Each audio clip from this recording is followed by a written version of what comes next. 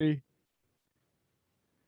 day, everybody. Welcome to the Deal Scout. Today, we're going to have a conversation about family offices passing on generational wealth without screwing up your kids. Ladies and gentlemen, Brian, welcome to the show. Thank you, Josh. Happy to be here. I'm glad. So why don't you give us an idea of who you are and what are you up to? Thank you. I'm Josh. I often ask myself who I am, but it's more what I do. Yeah. I work with very successful individuals and families to organize their lives and provide essential services to help them to do that for success. Awesome. All right. So what does that look like, right? So before we hit record, man, we had a great conversation. I want you to pull that conversation into the recording, into where the audience could participate in this. Well, we're going to pull some of the secret sauce of that conversation into this call. What I'm doing now is I'm creating I'm writing a book about it, actually, that focuses on what I'm calling the 100-year plan. Because today, especially, I don't think in any of our lifetimes have we seen a more tumultuous, uncertain period where, and I think we can say this not just because of COVID, but because of our vacuum of leadership. Our entire societal norms are being questioned. How do we educate our kids? What do we include in that education? Do we need to rewrite history, as some people are saying, and the way in which we refer to one another, he, she, it, they, to our entire economic structure, which is in turmoil right now structurally. Our governmental system, if we could, we would probably give and issue pink slips to everyone. Unfortunately, we can't. So where and how do we get as successful individuals and families to the next 100 years so that we do not become a statistic, which, as we've discussed, Josh, you and I, the statistics of successful families getting beyond G3 is very low. It's between 30 to 40%. That is an awful number. That number in and of itself needs to be revisited in ways of what do we do to turn this around, let alone how do we really get to the next 100 years when our advisors are only talking about 10, maybe 15 years on an investment plan. Our tax advisors and professionals are talking about only after the fact, the next 1 year, because the Biden tax plan, the Trump plan, all of these things are in flux. So how do we even talk about the next 100 years? And the goal of it, Josh and audience, is we need to provide certainty. We desperately need it. The statistics of our 6th graders to 12th grader kids that are on illicit drugs, I'm not talking Adderall, is 1 in 3. The government released that statistic 2 weeks ago. That's awful. That statistic is probably the most disconcerting one I've ever seen. Because what that tells me is that our society will not make it beyond, certainly not to the 100-year mark, but even well before that. That is a number that our entire society needs to look at. But for successful families, it's completely unacceptable. So what do we need to do to get to the next 100 years and beyond? So you're writing a book because you work with family offices, you provide all sorts of services to, successful families who have money to invest and money to build, generational wealth past G3, right? We want to see generational wealth go to our grandkids, right? That's the goal. So you're writing a book kind of capturing all the things that you've seen when working with successful families, what works, what doesn't work. Now, in that book, I know you can't go through all the information. What are some things that you see successful families do that produce successful kids and grandkids? So let's talk, and I'll give you some nuggets. Decision making and what we as individuals and families stand for. So having a family constitution and a system of governance where we can make decisions thoughtfully with discipline and purpose is what a lot of successful families are doing and have done, who have reached G4 and 5. I have worked with family offices and successful families globally for the past 20 plus years. I've worked with families that have reached G7 and 8. Many of those are obviously in Europe and the Middle East because, well, they've been around longer than we in America have. So what we have seen is to turn around the dysfunction in every family, whether they're successful or not at family governance, are experiencing dysfunction. Okay, so what does that look like? Little Bobby and Susie want to invest the money differently. It could be in a surfboard company that they have no knowledge about, or a buddy from high school or college says, hey, buddy, let's go into this business. What do you do then as a parent? Because we as parents, whether you're successful or affluent or not, we're all, well, most of us are parents, many of us. We need to go back to the basics. We need to have a family education and leadership plan that speaks to successful living. What does that look like? It starts at age 0 and goes to death, birth to death. It starts with teaching parents how to instill coping skills and nutritional skills and other important life skills into our children at the very beginning and carrying it through. Look, we're going to all make, we all as parents and children make, and grandparents make mistakes along the way. That's going to happen. But then how do we manage and learn from those mistakes so that we can turn it around in between? So by way of example, I turn to family members and say, when they say, you know what, we're doing just fine, or more often, I think I'm doing a good job. Well, how do you know? Well, that's a good question, Brian. How do I know? Well, because my kids are doing well in school. Really? How do you know? Well, their grades are great. Is grades the determination of whether they're doing well in school? Because it's certainly a part of it, but what's their social structure look like? Well, I think they're doing okay. Answer, right answer. Are you showing up? What does showing up look like? Are you listening to them? Are you asking them the questions? How are your friends? How's your social structure working? Are you being supported? Are you feeling like the school is the right environment for you? Or are you doing well, but you're failing along the way? You're keeping your head just above water.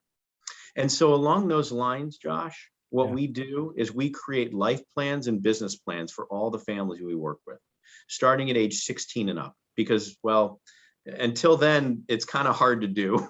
A lot of people, my kid who's 7 thought he wanted to be a fireman, then he wanted to be a SWAT, then he wants to be an engineer. I don't know what it's going to be next week, but realistically speaking, that becomes important in different ways, because if you know what your kid likes and you expose them to, exposing them to sports, that's important at certain ages. What kind? Because if you know your kid well, that they're cerebral, that they're very thought-provoking, maybe you get them into a math program, you get them into other types of skills. But at what ages? What ages do we do that? We rely on the school to tell us those things. But really, is that happening? Are you asking the teachers of your kids, well, do I take them and put them in karate or soccer or basketball? What else should I be doing? And are they really telling you that? Probably not. That's where family office, believe it or not, those are called the soft issues, but most family office professionals avoid it like the plague. Why? There's no upside. There is no upside for the CFO of a family or the CEO of a family to dig in to those dynamics until and unless they're called in to do it. What do I mean by that? They tend to be reactionary and risk management people because they don't want to lose their job. And often they're ill-prepared and not trained psychologists. But often, let's face it, as a family office professional, I've dealt with divorce, I've dealt with death, I've dealt with kidnapping, I've dealt with drugs. There is not murder. I've seen so many different things that I wasn't trained on all of these things in college. I got a degree in poli-sci econ. I'm a lawyer. Not a liar, but a lawyer. and let's, yeah, right. I'm usually at the bottom of the sea, and every joke, but let's, I was trained on the job. So the last 20 plus years, why I'm writing my book is to take these nuggets and these life lessons and the curriculum that we've built called Seed for Success to help families to really understand what does it take from you And if you can't be the one doing it, is it possible for others to be brought in? How, when, why? And helping them to work with the right professionals in the right ways. Because what also happens, Josh, is that these families and professionals, hey, I've hired a shrink for my kid. He's on Adderall now. He's doing great. Right. How are you storing the drugs in your home? That's one of the things we get into right away. And they're like, holy shit. No one has ever in a family office world at JP Morgan asked me or wanted to see, how am I storing my drugs? Why do I ask that? Because we've seen that at ages as young as 4 and 5, they dig into it. Robitussin. I never would have thought. I never knew what roboing was all about. Robo-tripping or something. Robo-tripping. Like there you go. Robo-tripping was about until a client, and it's fascinating, if that's the right word, to see it. But storage of medicine and illicit drugs, if that, and let's face it, it's available. Come on, you're doing Xanax, I know it, or you're taking Oxy and you're doing things you shouldn't, families. How do we protect our kids and grandkids from that? The environments we put them in are our own. We're not even sending them out to friends' houses. They are getting these things in our houses and you don't even know it. Yeah. And trust me, when you think your stuff doesn't stink, it does. It's happening. 1 in 3. And P.S., it doesn't say 1 in 3 in public school. It's 1 in 3 in all schools. And I would even make the argument that the private schools are worse. They're statistically worse. Actually, I did a survey, and it's not professionalized, but the leading program here in Los Angeles, I asked them, which schools, which kids are you treating for depression, anxiety the most? It's not the public schools. It tends to be the private. Now, of the private, which ones are you going? I'm not going to release the names they told me. That's not appropriate, but these are big names. And it's shocking. I mean, what's going on there would blow your mind on how many in those classes are not just being exposed, Josh, to the drugs, but they're using, and their parents don't even know. The statistics of the parents that don't even know, according to the kids, is off the charts. It's well over 50. It's into 60 and 70%. Can you believe that? Wow. I mean, it's unbelievable. So you've been doing this for more than 20 years, working with family offices, people of high net worth, people who have created a successful business. And, now they reach out to you and they trust you to help them navigate the burden of wealth, which I've heard you say in the past, right? Mm. So let's do a few kind of scenarios here. All right. And then I do need to know, your services. So the audience goes, oh, wow, I could actually use this. Right now we're talking kind of high level now. First generational wealth right here. I, worked my ass off. I have 3 kids. I made some money. I had an exit. What kind of issues am I going to have being first generational wealth? And, what numbers do you deal with when you're working with a wealthy individual? Great question. Number wise, it's usually 100 million and up. Okay. The average is in the middle. However, because I believe that the 35 million and $40 million client starts to get into the levels of sophistication where the burden of wealth really becomes an issue, I'm bringing it downstream, the family office solutions, which we'll talk about because you asked it in a second. Because in the next 10 to 20 years, that 30 to 40 million is going to double and triple. They're going to be well over 100 million. So if we can reach those individuals and families early on, we hopefully will increase the statistic and turn it around. Yeah. And so how do we do that? Family governance. Start with family constitution. What do we stand for? What do we want to stand for? And by the way, bring your kids in early in that conversation. I'm talking 7 years old, 6 years old. That's fine. You don't have to talk to them about, well, we're worth this, but you can talk to them about what's important to us as a family. What do we want to stand for? Mm-hmm. My child, I've done this. We want to help the environment. She wants to help the homeless. Okay, great. So we're about social impact, or we're about specifically the environment and specifically helping those in need who are struggling with homelessness. That is important.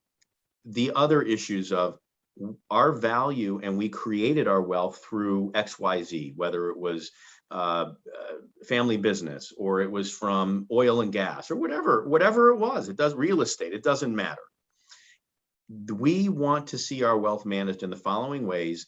And that document, whatever it says, goes to every advisor, the lawyer, the CPA, the investment professionals, the family office professionals, everyone, and the family. It then codifies in their mind, what do you do as an advisor for the family versus what you think should be done to save and invest money. Because some of these things may not be in jive, may not connect and sync with the family constitution. And that's how you hold your advisors accountable now. You have your investment policy statement, but you also have the family constitution that rises and sets above that. And that's key. Family governance and decision-making. What does that look like? A family board, or what I call sometimes the family bank. So all of the wealth is being governed by some family members and their advisors in the following ways. Do you meet quarterly? Do you meet, and then who's accountable to who in those settings? So that we transfer wealth, unlike what the trust and estate community has done poorly for the last, I don't even know how many years anymore. At age 25, you should inherit this percentage. At age 30, this percentage. And are you kidding me? Wealth by right and entitlement? We've seen, that's why the statistic is so low. You've got people in Orange County where the kids are sitting there playing Sony PlayStation and parents that do not know what to do about it. They're lost. So wealth by right versus wealth by merit. What does merit mean? You're not getting a dime. You are getting education, health, and maintenance, but that's it. If you want more, you need to show need and you need to show merit. That, by the way, goes in line with the family constitution, because that's what we as a family at the early age that you signed, everyone signs it, you, little Bobby and Susie, and Bobby Sr. and Susie Sr. have all agreed that this is what you want to live by. And we start at young ages by teaching our kids. And this is what differentiates us as a family office, a multifamily office, on a global basis. We get into the weeds on this. Every kid at a young age or is told, you got to wake up, brush your teeth, make your bed, get dressed, shower, get dressed, hopefully in that order, maybe, and move on. How many of us actually do all 4 or 5 of those things? Probably skip a couple. But then is it okay to do that? When you're dealing with larger issues like the burdens of wealth, are those issues you can even skip? So let's talk specifically about the burden of wealth. What does that mean? Most people think, what are you, crazy? There's no burden to wealth. I'd love to be rich. I'd love to have no worries in the world. Okay, let's demystify the concept of wealth. Wealth brings convenience and comfort and nothing more. Period. It doesn't. It does not certify incredibly good health. Look at Jobs, Steve Jobs. He had all the money in the world and died of cancer and had dysfunction relationships along the way with his kids, some of which never got repaired. And you know, we see lawsuits, we see media exposure as a result of it. What does it mean to have a burden? The burden is, as a parent, a grandparent, the wealth creator, and as a child. I grew up in a household where my parents divorced as my dad created uber wealth. Hey, I don't need this anymore. I can go and, you know, be all over the place and get another wife and another wife and another wife if I want. I don't need to show up for my kid, or I can show up whenever I want, because when I do, it's Santa Claus. I'll buy my kid a watch that tells time all over the world. And that will make up for not showing up for back to school nights or t-ball games or all the other things. The only evidence I have from my experience growing up with my dad was an interview I did at the age of 5. Dad, what do you do? Because I was required by school to interview my dad. Of course, he was in the commodities business, and it was funny listening to the tape years later. My mom, tape later, and the questions I asked, and it was like, I have no idea what this means. And then as I grew up, I remember my dad saying, hey, if I get in trouble or you need anything, call so and so. He's the trustee for the family. Well, guess what? When the shit hit the fan one day and I called so and so, I got crickets. Well, oops. What does that mean? There's an unspoken burden of wealth where I don't know what's my place in the family. What's my responsibility? How do I develop independence from the family? That's the burden. Can I be a doctor? Should I be a lawyer? Can I be? If you look at Steve Rockefeller, he loves talking about this too. He wanted to be something else, but he's the head of the family foundation. Oh my God, it's terrible. He's got hundreds of millions of dollars to deploy. Now, at the end of the day, I'm not disparaging Steve. But when I hear him talk, it's usually not of, oh my God, I am who I wanted to be. This is so amazing. It's, I get a great job of deploying the family's money in thoughtful ways and so on. But the passion behind it, if you were to ask Stephen privately, what did you want to be when you grew up? I can assure you, it's not the head of the family foundation. Or you do have a circumstance in a situation where certain other families were going to build this massive foundation, and I'm not going to mention names because I don't like to, of families I've worked with where they thought, I'm going to be the head of the family foundation. Woohoo! Oops, there's no foundation anymore. What do I do next? Their entire identity as a family, as a person, was now taken away from them. What do you do? That's the burden, or the burden of, I've got to take over the family business that's created this, or the other burden, which is the biggest. How do I live up to what mom and dad created? How can I even do that? Okay. There are so many examples of this, and they walk around town with, hey, that's so-and-so's kid. Hey, that's so-and-so's whomever. How do you break free from that burden of living up to their name, their reputation, or worse, if the reputation didn't go so well, like in my case, what do you do then? I mean, I can't begin to tell you how many times I've been in a room with someone from Michigan, where I'm from originally, and they knew my last name and they said, are you related to? Well, yeah. How are you related? Oh, that's dad. Okay. How'd that go for you? Well, at the end of the day, I learned a lot and it made me who I am. So I'm G2, but I'm also G1. I start from scratch. And frankly speaking, if we look at it from that lens, Josh, of I'm not G2, I'm G1. There is no G2, generation 2 or G3 or G4. So what are we doing as a company here at InnoVise? What do? We help the next gen, the first gen, to become first gen of family wealth. It's not about preserving the wealth, because as the saying goes, the first makes it, second spends it, the third tends to lose it.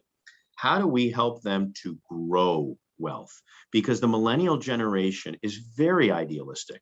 They really want to know, how do I create my own identity? How do I impact society differently than the stodgy family foundation or the events we go to for the country club event, or the other, the so-and-so ball or the golf tournament?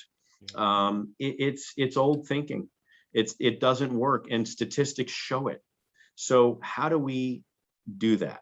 We as a company distinguish ourselves in the following ways. Yes, we're outsourced CIO and CFOs for family wealth. What does that mean? We are a solution, an independent platform, an independent advisory. We do not sell product of any kind. We sell our time. And what we do is we provide the basic bookkeeping and accounting and tax prep. We give that to the client. We give it to the advisors. and we organize that information in ways that become actionable. Proactive, whereas most families tend to be reactive. Holy shit, I got a tax liability of what? What am I going to do about that? Well, why didn't you know about that beforehand? What were you doing all this time? Well, my CPA didn't tell me this, or my lawyer didn't tell me this, or I didn't think about it. Oops. So how do we become proactive? That's the model we run. Okay, family governance. I already went into that. Family pre-event planning. I'm about to sell my company. How do I save on taxes? Because Uncle Sam now wants to look at a bank account with $600 or more in it. And they're looking to tax us to hell because we have to pay for the infrastructure bill that hasn't been passed but will eventually, or taxes are going up. The last thing, two last things are private deals. A lot of times people are at JP Morgan or Goldman Sachs. We're not an RIA. So we can talk about real estate, private equity, credit, and we analyze, we diligence, we structure, and we source those deals for individuals and families based on the constitution of the family and how it ties into their overall tax need and the gaps where JP Morgan and Merrill will talk about Blackstone Fund 80 as their solution versus, well, we can't talk to you about an individual apartment building or industrial property, even though it may be more appropriate, or family office club investing because they can't regulatorily or their E&O insurance won't cover them. We have those skill sets. We have that team internally here to help. We're not conflicted because we'll take a look at you and your buddy's deal that you want to do because you think it's the next best thing, or a surfboard company that Junior wants to invest his inheritance in, and we'll help you to think thoughtfully. But what we also do in our secret sauce is that we organize the family governance, the leaders. So we're not the only people doing it now. Everyone's involved in the conversation because everyone needs to be informed. And that's what we do. That's pretty cool. So Brian, what I hear is you have this desire to keep family units together and growing and strong beyond multiple generations. Do you think that that's attached because of your experience growing up and what happened with your father with wealth and with, you know, maybe some things that didn't go well and planned and you saw the after effects of that? It's a combination, actually. It's a combination of where I come from and the dysfunction, the trauma of divorce. It is traumatic, especially with the strings that come with that when you see parents fighting and what that leads to. And it's also a few other things. I've been working in this field for way too long, and I've seen some pretty scary things, as I've mentioned to you, where imagine if all of that wealth that either gets squandered or spent to fix problems that could have been avoided now can get directed to fixing our streets, fixing our communities, fixing the issues that matter. If we as a country want to get to the next 100 years, forget just families. Right now, our trajectory is not looking good as a country. When you have a vacuum of leadership and like we have got to turn things around and do things innovatively. Our company's name is InnoVise, Innovation Fueling Advice. And one might argue that what I'm talking about isn't quite innovative. I might agree with some of that. However, where I differ is that the way in our approaching it is very different. Most family offices don't sit down with families and start with, show me your family constitution. Talk to me about your family and how that's going for you. Where are the kids in school and how well are they doing? How are you doing? What's keeping you up at night? They talk about, show me your tax returns. Show me it's the discovery list of everything but that. And I'm telling people, I'm a practitioner. I'm like a doctor. When you go to the doctor's office, what does the doctor do? He runs tests. If your knee's bothering, he runs an MRI. He digs in. He doesn't simply turn to you and write a prescription, and hopefully not for oxy, and get or an epidural. He does an X-ray. He does the testing necessary to get to the root of the problem. And as a family office, if we're not doing that, we're not doing our jobs. Hmm. So I love what you're sharing, man. This is really cool. And I love your passion for family governance and the importance of, the family's mission, the family's core values. And here's how we made it. Here's what's important to us. And here's how we're going to grow it in the future, not just preserving wealth, but growing. I know we only have a little bit of time left. Who would be, so you and I are in a coffee shop hanging out, and the perfect deal and opportunity comes out, right? But it's usually a pain point that the family might be having. When people reach out to you, what's that one thing that they're trying to figure out real fast, or that they reach out? What's that first thing that they come to you for help with? Oh, Lord. My books and records are a mess. I need more of my time back. And so sometimes, or often, what I tell people I do is I sell them some of their time back so they can enjoy their lives.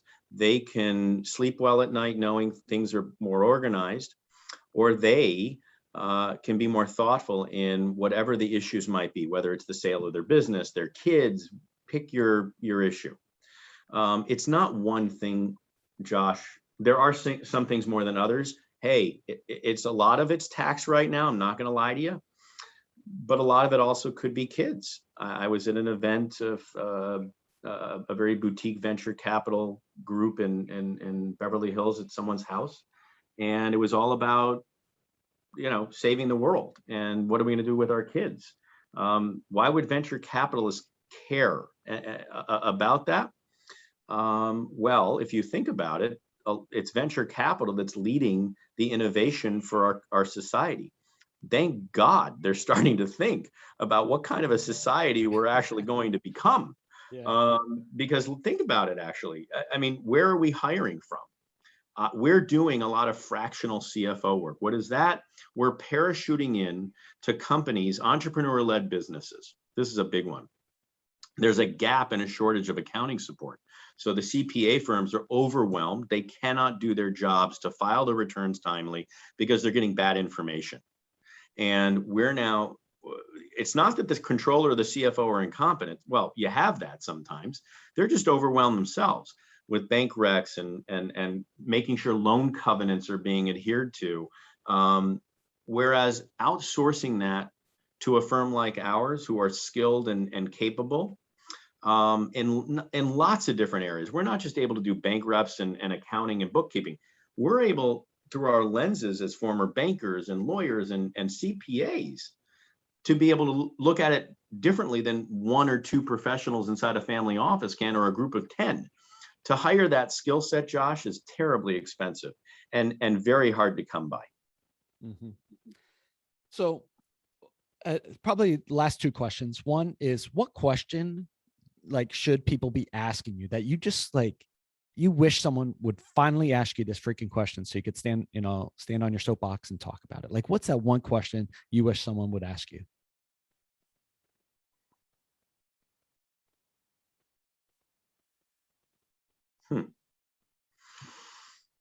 I'm trying to prioritize which is the one. Yeah. I think, again, it's the wealth transfer. That tends to be not on the forefront of people's minds as much as it should be, because imagine you just did all of this estate planning, you did all of this tax planning in a vacuum related to the immediate need to solve for a cap gain ordinary income issue, or your investment portfolio or whatever. I wish they'd turn to me and say, how do I create a legacy and a plan that endures? How do I get past and to the next 100 years? How do we do that? That's good, man. So for a group out there, they just had an exit event, or they've accumulated some wealth, or maybe they're not happy with their current family office, or they would like to explore with you. They got about 30 million in net worth and above, and they want to have a conversation with you. What's a good place for them to connect with you and maybe do a deal with you? I'm on connect with me. They can email me, or what do you mean? Yeah. What's the best way for one of my listeners who's driving around or You know being what? driven? My phone number is 310-388-0018. My email is B as in Brian, Weiner, Wein as in Nancy, bweiner, at InnoVise, INN as in Nancy, OVISE, Family Wealth Advisors. So FWA, InnoVise, F is in Frank, W is in Win, A is in Apple.com. bweiner at InnoViseFWA.com. That's a great way to connect with me. And thank you for asking, Josh. Yeah, absolutely. So, ladies and gentlemen in the audience, we just absolutely ran out of time. I hope that this conversation encouraged you, inspired you to create a legacy that endures, that keeps your family together for generations, 1 through a million, right? Like help keeping this going and growing, and not just focus on preserving. If what our guest resonates with you, reach out to our guests, say thank you for being on the show, and find a way to do a deal with them. If you're working on a deal, looking for a deal, or need some help with a deal, head on over to thedealscout.com and fill out a quick form, and maybe we'll get you guys on the episode next. So till then, talk to you all on the next show. See you guys. Thank you.